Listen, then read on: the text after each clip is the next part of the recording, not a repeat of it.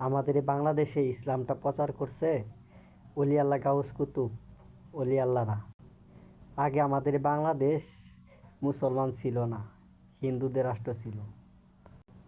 360 জন আউলিয়া নিয়ে হযরত শাহজালাল এরা সুরমা নদী পাড়ি দিয়ে আমাদের বাংলাদেশে ইসলামটা প্রচার করছে। আসলে আজকে দুঃখের বিষয়, আমাদের এই বাংলাদেশে অলি আল্লাহদেরকে মানুষ সম্মান করে না। এদের মাজার শরীফগুলা কিভাবে ভেঙছে ভাই, সবচেয়ে কষ্ট লাগছে ওই জিনিসগুলা দেখা।